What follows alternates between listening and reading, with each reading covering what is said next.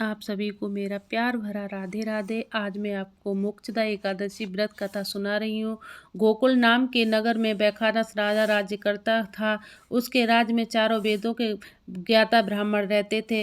राजा अपनी प्रजा का पुत्रवत पालन करता था। रात्रि में राजा ने एक स्वप्न देखा कि उसके पिता नरक में पड़े हैं। उसे बड़ा आश्चर्य हुआ। पाते वह विद्वान ब्राह्मणों के पास गया, अपना स्वप्न सुनाया। वह बोला, मैंने अपने पिता को नरक में कष्ट उठाते देखा। उन्होंने मुझसे कहा, हे पुत्र, मैं नरक में पड़ा हूँ, यहाँ से तुम मुझे मुक्त कराओ। तभी से मेरा मन बहुत बेचैन है। इस दुख के कारण सारा शरीर मेरा जल रहा है। ब्राह्मण देवता, ऐसा उपाय बताइए जिससे मेरे पिता को मुक्ति मिले।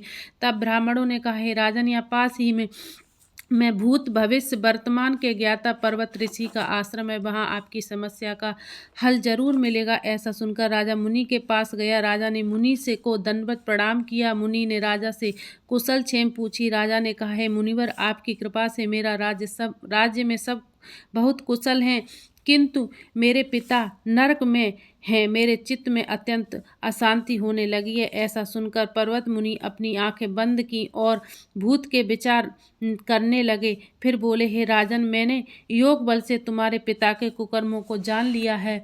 उन्होंने पूर्व जन्म में कामातुर होकर एक पत्नी को रति दी, किंतु सौत के कहने पर दूसरी पत्नी को ऋतुदान मांगने पर भी नहीं दिया। उसी पाप के कर्म के कारण तुम्हारे पिता को नरक में जाना पड़ा। तब राजा ने कहा, इसका कोई उपाय बताइए।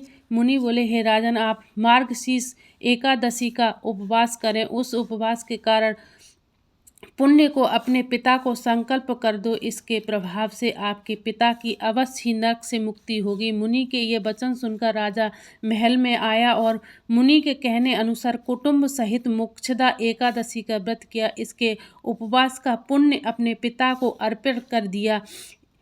इस प्रभाव से उसके पिता को मुक्ति मिल गई और वे स्वर्ग में जाते हुए अपने पुत्र से कहने लगे, हे पुत्र, तुम्हारा कल्याण हो। यह कहकर स्वर्ग को चले गए। मार्गशीर्ष मास की शुक्ल पक्ष की एकादशी मोक्षदा एकादशी का व्रत जो भी करता है उसके समस्त पाप नष्ट हो जाते हैं। इस दिन गीता जयंती मनाई जाती है। साथ ही यह धनुर्मास की एकादशी कहलाती है। अतः इस एकादशी का महत्व कई गुना और भी बढ़ जाता है। इस दिन से गीता पाठ का अनुष्ठान करें तथा प्रतिदिन थोड़ी देर गीता पढ़ें। बोलो विष्णु भगवान की जय। राधे राधे। अगर आपको हमारी ये वीडियो अच्छी लगे तो लाइक शेयर सब्सक्राइब जरूर करें। धन्यवाद। एक बार सभी को हाथ जोड़कर प्रणाम करती हूँ और सभी को राधे राधे।